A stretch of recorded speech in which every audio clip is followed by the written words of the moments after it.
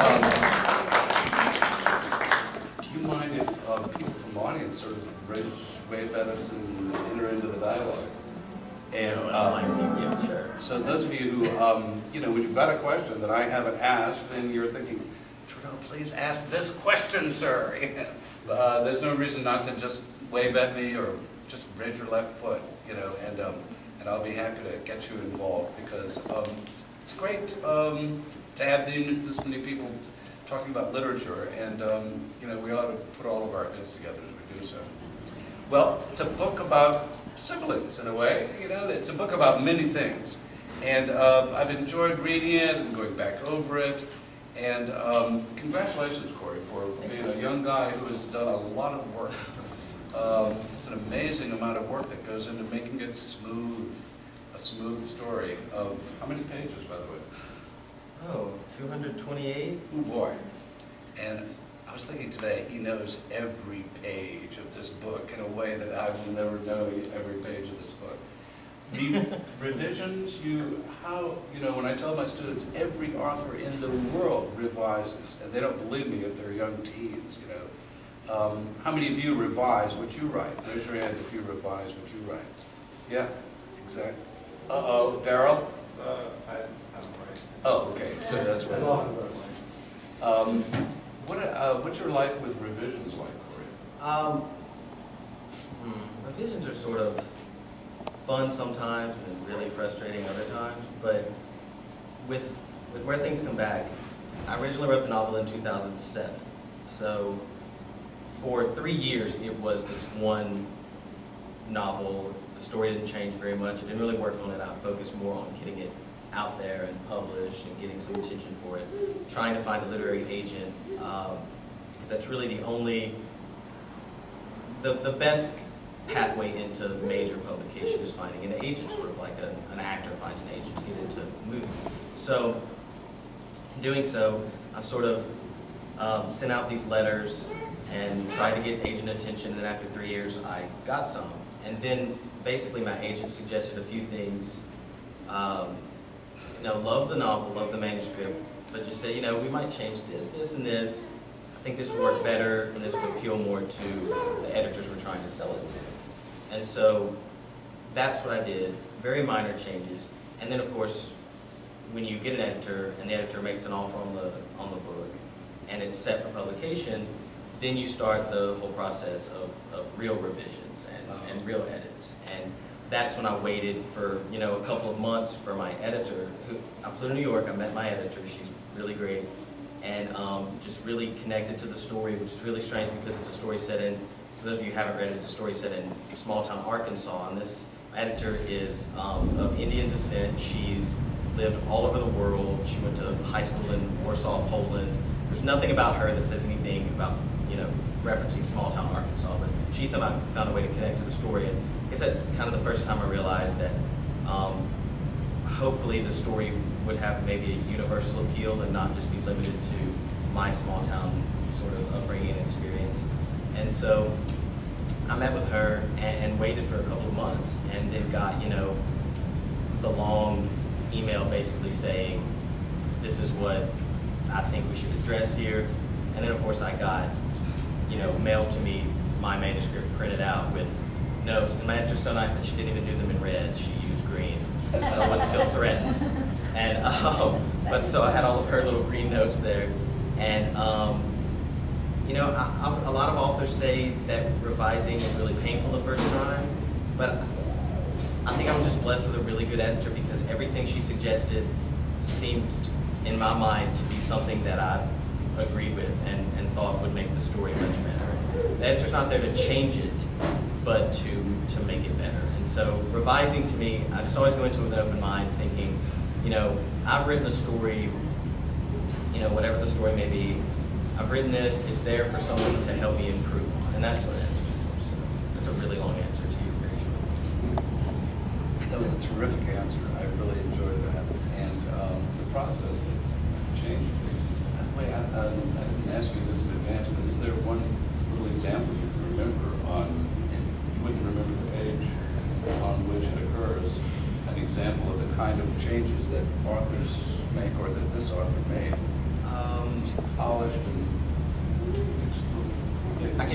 tell you that in the original manuscript, my editor came back and she told me that she felt like the setting should feel more like a character than it did in the first manuscript, so that when the reader is reading it, they feel as if they're not just reading about, you know, these character studies of all the different characters in the story, but also that Lily, Arkansas, the fictional town where it takes place, is a character as well. And in talking to her, or discussing this with her, and reading her notes on that, I decided to go back in and add several more things that would make the setting more realistic.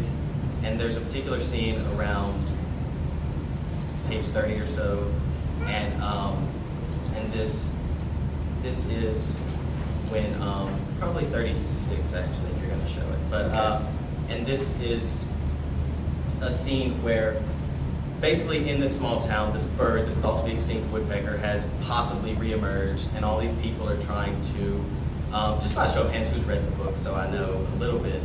Okay, so that's good. Thank you. But it's hard sometimes to talk to mixed audiences because I don't want to give away plot elements, you know? And in the story, this thought to be extinct woodpecker reemerges. Everyone in this town sort of goes crazy over it. And the main character, Cullen Witter, he and his friend and his younger brother, Gabriel, think that it's pretty absurd and ridiculous, and everyone's paying attention to something that's really stupid and not worth all of this time and effort and wasted money and everything. But I needed to go back. I knew after talking with my editor and after reading it several more times that I needed to go back and add more of a sense of why this town needed something like this and why they would grasp onto this hope that something could come back. And so that's when I added this scene. So this scene was not added until 3 years after the novel was written. And it's one of my very favorite scenes, actually, from the entire novel that I added, because I think it gives more of a sense of place and why everyone in this town feels the need to be obsessed with the idea of second chances, you know. Do you mind doing a little author's reading? Sure. Since that would be... It totally looks like a setup. Yeah. That wasn't planned. Spontaneous sparks are going on. Yeah, I can read. It's 35, actually. This is the coolest thing ever.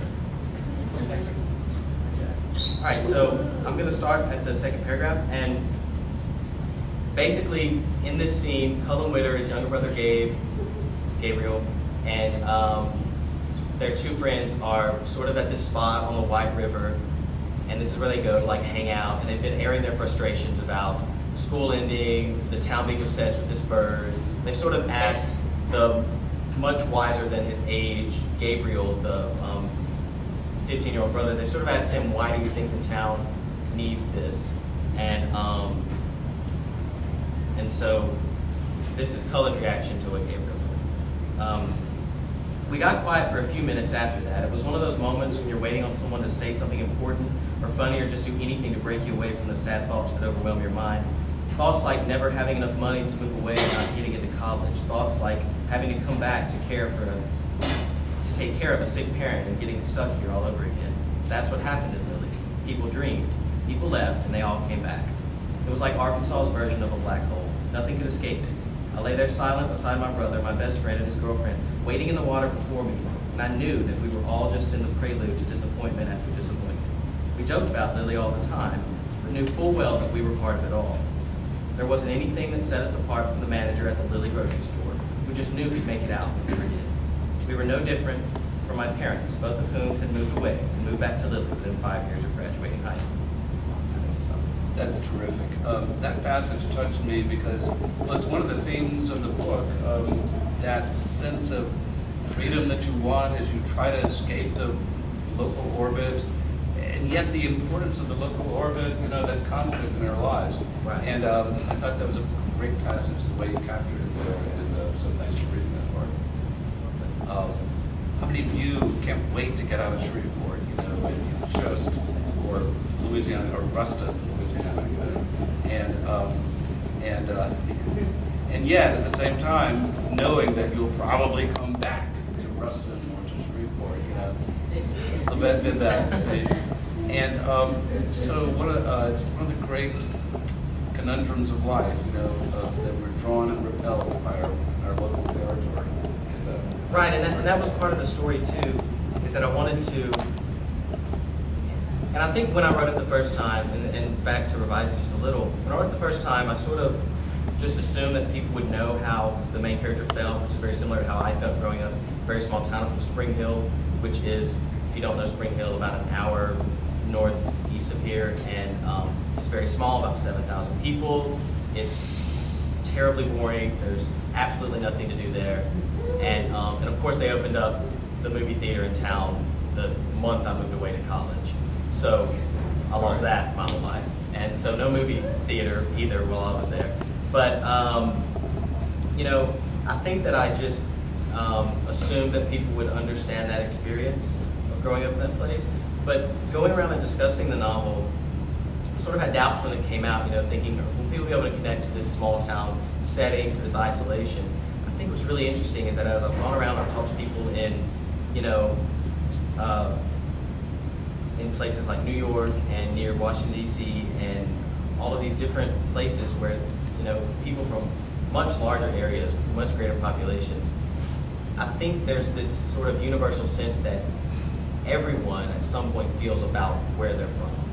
As if there's this, as you said, sort of this orbit, this orbital pull that sort of brings you back in, whether it's familial ties or, you know, obligations, whether it's some, you know, faint sense of loyalty that you have to a place, even though you grow up thinking that you don't belong there. And I think that was a lot of what I wanted to address in the story, because I grew up in this place that has a lot of people that are very proud of it and proud to be from there, and I don't have a problem with that. As a teenager, I was very cynical and very smart aleck about that. Now, having, you know, hopefully matured a little bit in the last 10 years or so, having grown up a little bit away from it and separated from it and moved to the big city of Shreveport for 3 years, having done all of these things, I've sort of started to look back at it and realize that a lot of that cynicism was only fueled out of sort of this ignorance that my situation was unique to me.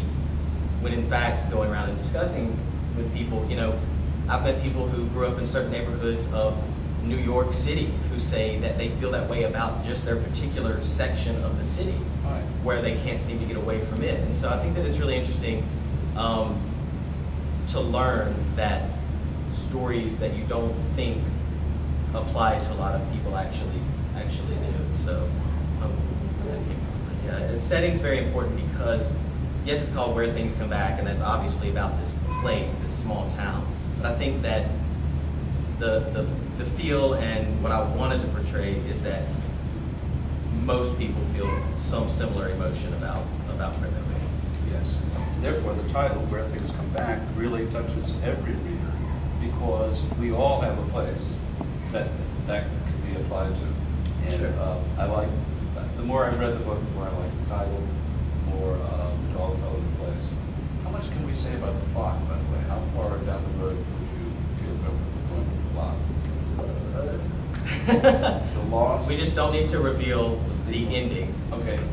Because that would be, anyone who's read it knows that we don't want to do that. You know, the theme of loss, how far are you willing to? Oh yeah, that's fine. Okay. That's fine, yeah. Anything. There's this beautiful guy in the book. He's the hero's brother, you know, and he really is beautifully portrayed. Congratulations on your thanks. Bringing him to life. And how did you do that? You have a brother? I do. I have an older brother. I don't have a younger brother. You know, people, that's a frequent question. It's a good one. I like that question, but I like to talk about it because this book was, to me, before anything else, a book about brothers. I grew up with a pretty tumultuous relationship with my older brother, who's 5 years older than me. We're not very close. We don't really talk anything. But when I wrote this novel, I wanted to write a character who sort of had the younger brother that I sort of always wanted as a teenager.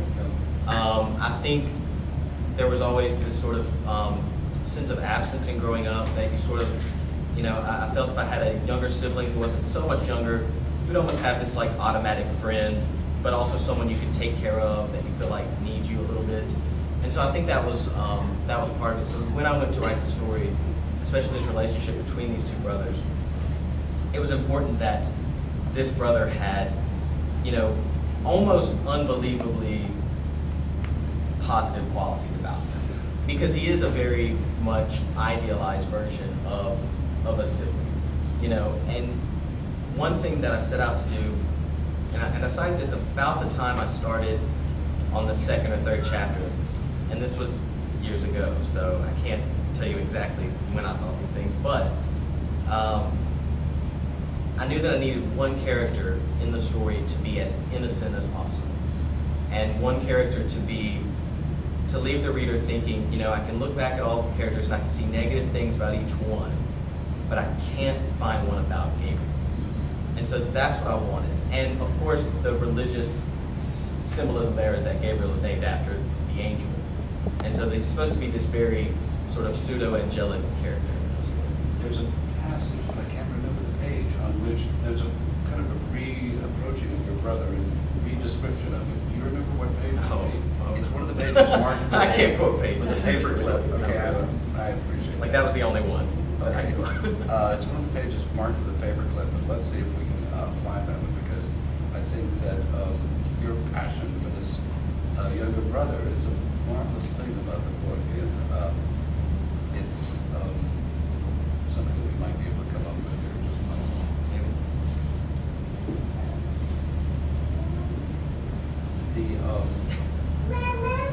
The conflict of loss is so really grindingly real. You know, you portray that so well. Did you search for a way to, I mean, was it on your mind to create loss and figure out how to do that, or did the loss come and you realized that this is life in its most intense form? You know, a lot of the story is about this idea that, you know, things go away from you and you don't have very much control over it. The story opens up with, and anyone who's read it can attest to this, with his cousin dying. And the main character's cousin dies. You don't really get very many references to him in the story. A lot of people ask me what was the point of him there. That was just a way to show how this character reacted to loss. And because loss is a major theme. Then of course, as the novel goes on, the younger brother, who's painted as so innocent, goes missing. And that's the major conflict in the novel, is that Cullen and his family are spending this summer where they don't have the one person who they need.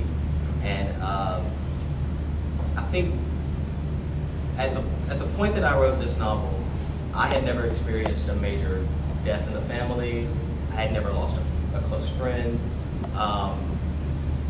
No, I didn't have a sibling go missing or anything. I've been asked that, which is really interesting. But wow, I must have done something right if they thought I really had it. I think you did. Just kidding. Great job. But, you know, I wanted to imagine, I think the way that I wrote it is me imagining how I would deal with a loss like that. And I don't think I knew when I wrote it if that would be a universal emotion. If the reactions of my main character, taken from similar reactions that I may have, if those would actually translate to other people. I'm very glad and happy to find that a lot of them do. Just in traveling around and talking about the novel, when people say, you know, things like, this description really reminded me of the way that so-and-so reacted, you know, that my grandmother reacted when my grandfather died, or something like that. And, you know, it would be great to attribute it to, you know, vast amounts of research on missing children's and the emotions and everything within, but, you know, the only real model that I used in research with the main character, Cullen, is I did look up a little bit about the grief process, because I wanted to sort of show, without saying that I'm showing this, throughout the novel that he is going through the steps of grief, you know, the denial and the rage and all those things. And that was really the only template that I used for that part. The rest was mostly just, you know, how can I best put myself into this situation, and how would it feel if I were this person, you know, in this town, missing this younger brother. Would you rather discuss Language or sex? Next is about your book. Language. Answer's language. Have former students in the room. You know, it's really interesting. There's been a lot in the news lately about banned books, which I think, you know, could apply to this. I don't think my book's going to be banned anywhere. I hope not. But a lot of the issues with young adult literature are, you know, some of the language and, you know, sexual references and things like that. I read my book and nothing in it offends me, you know, but I completely understand, especially as someone who taught public school for 5 years, how some things can be interpreted, you know, by parents or anything like that. You know, there's been a couple of reviews online simply saying, you know, not for kids. Don't know why this is YA, which is fine. You know, that's fine. To be honest, I didn't write the novel to be young adult literature. It's just how that happened. A publisher who publishes young adult books liked it. And, you know, the story is about a 17-year-old, and that's young adults. I came to very quickly embrace the fact that it's young adult fiction because, you know, I have the tendency to think that you can, you know, sugarcoat the world for your kids, or you can just let them experience the world and they'll probably learn a lot more. But that being said, you know, several people asked me if I was, when I was still teaching, if I was going to read sections of my book to my classes or teach the book, and it's something that I didn't feel comfortable doing. Mostly because, yes, there's some choice words used in the novel, but my justification for that is I put myself in the mind of a 17-year-old whose cousin has just tragically died, and whose 15-year-old brother, who's basically the center of his world, has gone missing. And I thought, if he doesn't say a few bad words, then he's not an authentic person in the story. I certainly agree with your point of view. Right, and so I felt as if I didn't want to, for lack of a better term, dumb down my characters' descriptions and dialogue for the sake of, you know, for the sake of being, you know, G-rated or whatever. What I hope happens is that no one reads it and thinks, he's used this language to get a reaction out of me. Instead, I hope that they think, you know, this word is well placed here to show the character's frustration. You know? And I even took a few of the words out in the editing stage because I felt as if they gave power to the other instances and uses. You know, so. In fact, you described editing the number of F-bombs that you have in the book. Yeah, there were 3. There's 1 now. And it's for impact. It's for it is, you know, it's kind of funny to talk about, but it's for impact, you know, because when it's used, and we're not going to show that, when it's used, I feel as if that moment shows the character's loss of control and frustration, because we haven't heard him use language like this previously in the story. We haven't heard him sort of, or seen him sort of lose control, but his younger brother goes missing and there's no sense of control. He's just been interviewed by police officers about the last time he sees this person who for 15 years he's seen every day of his life. And so, to me, I can justify the use of that, you know, over and over again. I just think it's something, you know, and I even told students of mine when I taught up until this last May at Erie Drive Middle School, and I taught 8th grade and 7th grade. I have a 7th grader right here, and a former 7th grade. But in teaching, you know, my students would ask, because of course the book got a little publicity when it came out, and I kind of, you know, when I got my cover, I showed all of my students, and I thought, you know, I'm going to let you guys go through this process with me through the school year because it's really exciting and everything. So, you know, a lot of them would ask, can I buy your book, or I'm going to get your book. I hope that I was very careful to say, well, maybe let your mom or dad read it first. You know, just because, you know, if I'm ever a parent, I would want to know what my kids were reading, I think. That being said, I don't think if they read it, they're going to, like, kidnap anyone or rob any liquor stores or anything. If they do, then I don't think they read it right. Or they read a different book with the cover on it. By the way, I may just take a break to talk nuts and bolts. Your book is on sale today for those of you who want to pick up a copy before you leave. And in the back of the room, Barnes & Noble stand has arrived to take care of Vinny. And those of you who'd like to buy a copy for a friend, someone who... Or 10 friends. So, and by the way, how much is it so they can get ready and mentally for the, I don't know how much it costs. It's $16.99 plus tax. $16.99 plus tax. All right. And do you take credit cards, Jennifer? Yes. All right. Very lucky. All right. All right. Well, I love your sense of how to portray concupiscence in the 17-year-old male and in the females around him. And the whole world of romance and the bumblingness of being a teenager. And yeah. Did you have fun with that? Did you have problems writing that? Yeah, no, I mostly took any of the romantic parts and tried to make them intentionally ridiculous and funny, because all of mine were growing up. And, and so it's sort of just, what I wanted to be very careful not to do is make it a story about love or a story about finding a girlfriend. I wanted it to be a story about a missing little brother.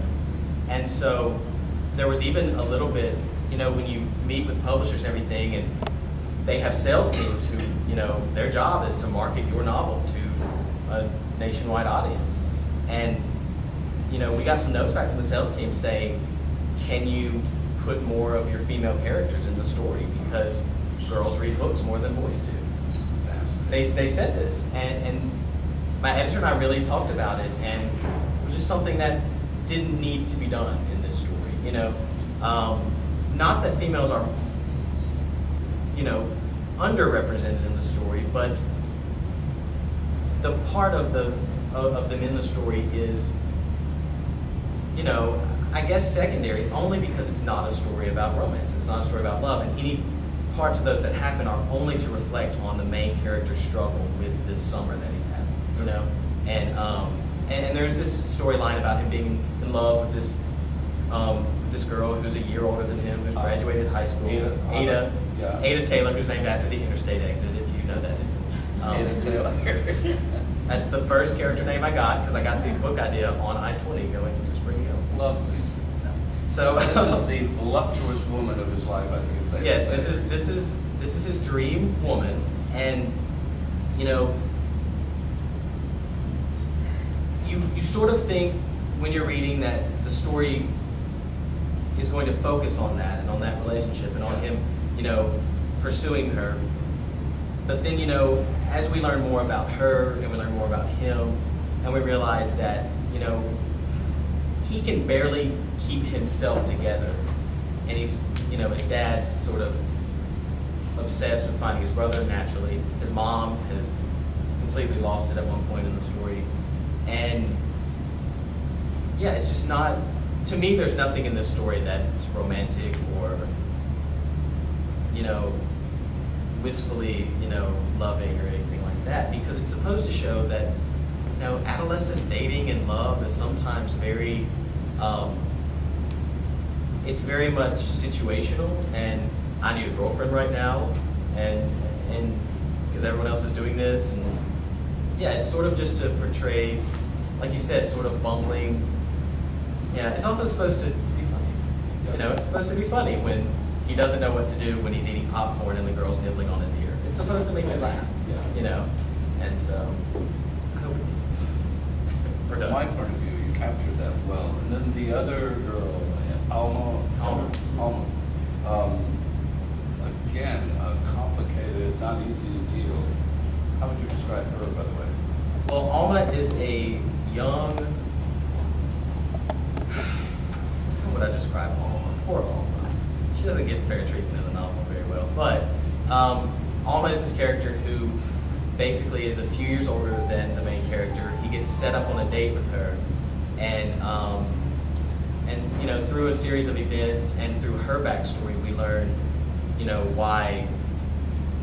We learn a lot more about several of the characters in the story, and I think we'd be remiss if we didn't mention the fact that, for those of you who haven't read it, the story alternates between two narratives. There's a primary narrative, which is Cullen Witter's first-person narration discussing being in a town where a bird has possibly reemerged and then his little brother goes missing. There's a secondary storyline about a missionary named Benton who goes to Ethiopia, sort of struggles with his faith a little bit, comes back, and we sort of get his storyline, which goes into further storyline, and we don't want to give away too much of that plot detail there, but I think Alma was the way that Alma was very much a device that I needed to somehow bring the two stories together at a certain point.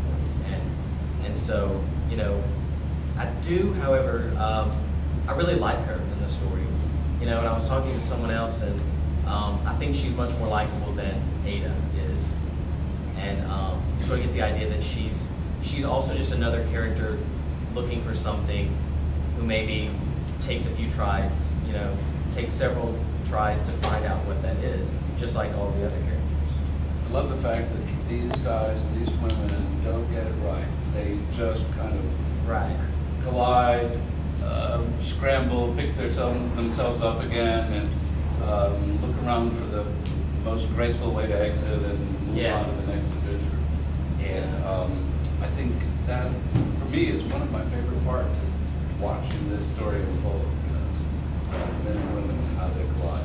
Yeah, well, you know, above anything else, and even though there are some zombie fantasies in the novel, which we should probably talk about the zombies, but you know, my primary goal was to be as realistic as possible, and I don't know if that makes me cynical or whatever, but that's the way I realistically view the world around me, is that most people are just sort of bumping through it, you know. So yeah, I think I hope that that's represented in a realistic fashion. Well, I also love the Book of Enoch, by the way, because I'm one of the kind of people who have enjoyed seeing these sort of new scriptural elements. Raised a Catholic long time, taught that there was just one scriptural package, you know. Then PBSs and other authors and so forth have brought these lost and, you know, misplaced elements of ancient Christian writings to light, and they've fascinated me and got me excited about something that I didn't care about. So for you to bring in the Book of Enoch was fascinating to me. How did that come to be a part of your book? Yeah, well, should I explain what you're talking about? For those of you ever, yes. Yeah. It's a really good question. So in the second narrative, one of the characters becomes obsessed with this apocryphal writing, in addition to the Bible, that's present in the Ethiopian Orthodox Bible, and it's called the Book of Enoch. It basically tells the story of fallen angels mating with humans, creating you know, a race of people, a race of monsters called the Nephilim, which you've probably heard of. That is referenced in the Christian Bible. But this whole Book of Enoch thing was an accident, actually. I needed, I hope we don't give away too much of the story. Because of the religious symbolism that I'd already introduced to the story, as I was writing it, I wanted to introduce a little bit more to make those more meaningful and everything. I have a character named Gabriel. I have a bird that comes back to life, and a friend of mine referenced me or recommended that I read parts of this Book of Enoch that she had seen on a documentary or heard about on the radio, something like that. So I looked into it, and it was almost as if it was there waiting for me to use in this novel, because the reference to fallen angels immediately made me think of the bird in the story, immediately made me think of Gabriel with an angelic name who goes missing or who is fallen. And so all of these things sort of just tied in very, very well, almost as if it were, you know, meant to be that way. And I'm very much a believer of, you know, kismet and fate and all of those things. And so I sort of just, when I read it, I thought, gotta find a way to get this in this story. And it worked. I will say this, when I first read it, I thought, how in the world will I get this into my book? There's no way I can do this. But as I continued writing it, all of these just tiny connections started happening and crossing over the different, narratives, and it just seemed to work. And a little bit in the editing process, we improved. With the help of my expert editor, we improved, and I think it. I'm really happy with the way that comes off of the story. Well, it's been a real pleasure dominating the conversation. Those of you who like to ask or just say something about the book, your favorite character, your favorite part of the storyline, we might open it up right now to see whether or not any of you have had enough coffee to say something this morning. Talk about that. When did it crystallize for you or become evident that you weren't going to write this book? That's a really good question. I have been trying to write a book, and you can ask any friend of mine, and they'll, who was a friend of mine through high school and college. It almost became a joke every time I would pitch a new book idea to my friends. Like, oh, I've got this new idea for a book. They're like, what happened to the 5 you told me last week? And I would say, oh, I wrote a sentence of each, and then threw them away. And, it had almost become this repeated joke that, Corey starts books and doesn't finish them. Sometimes I would write 20 pages, sometimes I would write a paragraph, sometimes just a title. Similar to the character in the novel, I have a list of book titles that I've never used. And, but it's very strange, back to the Ada Taylor reference. I was driving down the interstate, I listened to a radio story about Sufjan Stevens, who's a singer who I've sort of been obsessed with since I was a sophomore or so in college, and listened to this story, and he lives in New York, he's been sent these interview clips from this small town in Arkansas where the ivory-billed woodpecker has maybe come back to life or maybe reappeared. And as soon as I heard the story, I've been searching for, something to almost become obsessive about, some story that I knew I had to write, instead of the string of ideas that I was excited about for a day or two and then just abandoned. And as soon as I heard these interview clips and I heard this song that he'd written about it, I just sort of was overwhelmed driving down the interstate. It sounds really corny and cheesy to say, but I was overwhelmed with the idea that this is a story that I think I can do something with. And I've been wanting a way to tell a coming-of-age story about someone growing up in a small town. I never could really find what I thought would be a semi-original situation to put someone in. And then I thought to myself, driving down the road, what if I were 17 and not only grew up in a town that I really hated, but a town that suddenly became obsessed with something really, really ridiculous, like a bird maybe being seen by a guy paddling a kayak, And so it just went from there, and I started really developing, it was slow at first. I can remember actually driving down the interstate, I heard the story, I was on the way to meet my parents for dinner somewhere, and I passed the Ada Taylor sign. That's when I said, that'd be a great name for an Arkansas young lady. And so that's where I got my first character name. And I remember telling them this idea and it almost being, laughable. Well, not that I don't have a supportive family, but it's just like, sure, you'll write this one. And I'm telling you, it's really great that it's a real book now, that they have to eat those words, like every day that I talk to them. But it's very, it became a story that I had to tell. That's what I always tell people. I wanted to tell stories for so long, but something in my mind was waiting for the story that I needed to tell. And I think this is just the way that came into my life. Was this after college when you were working? I was a senior in college when I got the idea. I started the novel, I would say, originally the main character was someone completely different. Threw some things out. A year after I graduated from college, after I taught school for the first year, I taught 7th grade in my hometown, which was not fun. It was like the worst year ever. But after that year of teaching, I knew I needed to finish. I needed to finish this novel. I needed to do something so I'd never have to have that school teaching year again. And so I sat down. I had about 14 pages, if I recall, in June of 2007, and I wrote the book in a month and a half. And most of, you know, except for what I added 3 years later, the book was written in about a month and a half. And so it was just sort of bottled up in there and needed to come out. And I think a year of having 7th graders throw quarters at my face, true story. I think a year of that really helped to open that bottle up. So. Written anything in high school or college, any, you know, complete, whether a short story or... I did write short stories in college, you know, as part of like creative writing classes. I was a little bit into poetry for a while, but they're really terrible. I wouldn't share them with anyone. And I did write a few stories, mostly very different from the novels that I write now. I remember in high school, I wrote stories about aliens, really nerdy, but not nerdy. I like stories about aliens. I'm sorry for everyone in here who likes stories about aliens, but they were just not very, they weren't very good, you know. But sometimes I like to go back and find them and read them.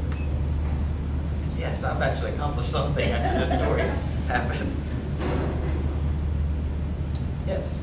How did you get an outside perspective just to make sure that there weren't any like major plot holes or the characters were acting realistically? How did you get that outside perspective? Yeah, well, one thing that I found was very beneficial, I know a lot of writers say this and give this piece of advice, is I had a friend who read chapter by chapter as I wrote the novel. This and is a friend of you. A very good friend, and you know, she's in the acknowledgments as the, wow, I don't even remember my own acknowledgments, but a really long summer, guys.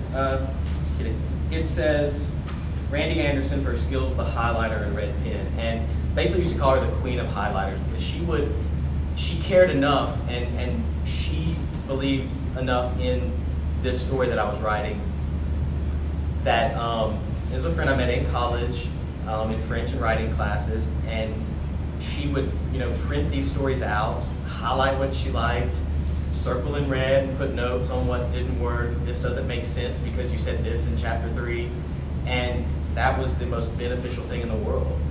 And that's how I got that outsider perspective, I think, is because it's really hard when you're writing to sort of, I know that you're a writer as well, right? And so when you write these things, you sort of want to believe that what you're saying and how you interpret that sentence or that paragraph is how everyone will interpret it, until someone reads it and they're like, I have no idea what you're saying here. Tell me what you think you're saying. And also, you know, some of that perspective came in with my editor. She had this, still has this wonderful ability to sort of just get what I'm trying to portray, but sort of steer me a little bit better where it's more of this universal understanding. And that's my highest recommendation, is get other people to read your stuff. And don't be embarrassed about it. If it sucks and they're a good friend, they'll tell you it sucks. You know?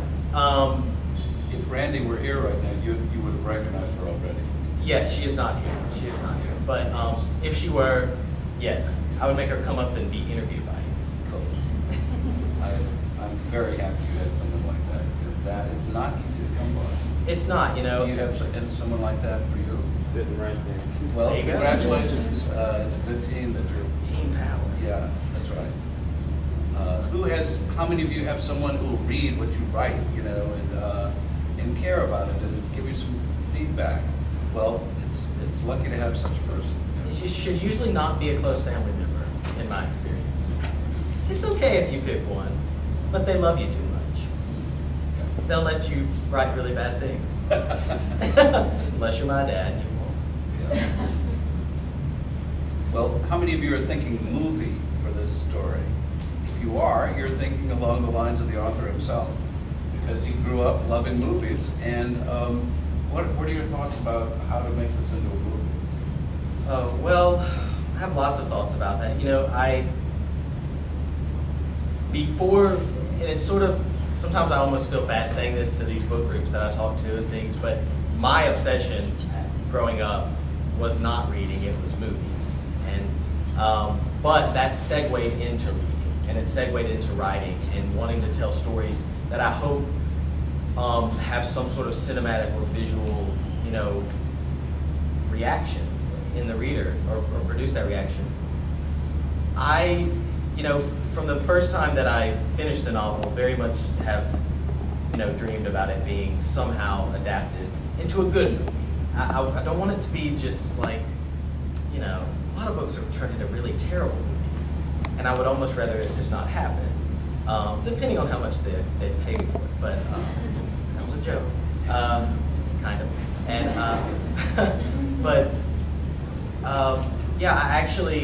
there are a couple of producers who love the book, and I'm actually meeting with them in October in LA when I'm on book tour. And so that, will that pan out? Maybe, maybe not. Sometimes it takes a long time for things like that to happen. A lot of times studios will pay for an option of the book, which basically means we hold the right to maybe produce this movie at some point in a given amount of time, and here's some money for you so you don't sell it to another studio. But a lot of times those things, are sort of just dead after a while. I'm hopeful that maybe someone, I know that right now they're trying to find some seasoned screenwriters and directors who may, be passionate about this project, because I think they even went so far as to, ask me some of my favorite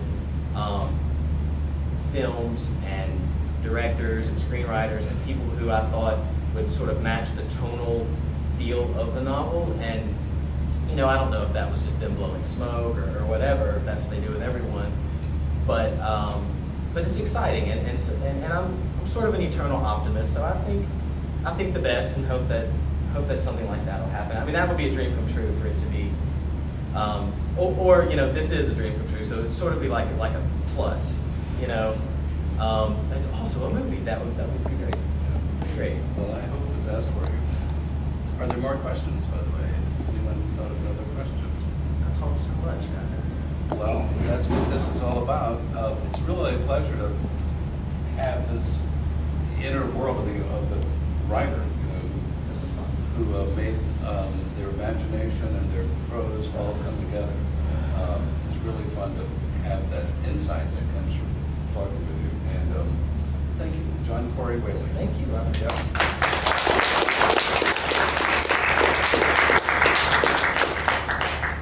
want to say thank you again to the two of you for doing this, and thank you all for coming. I didn't want to interrupt the mood, but I would like a picture of the whole audience. Do you mind sitting still for just a second? You don't have to smile, just look like you're still listening. Pretend to be interested.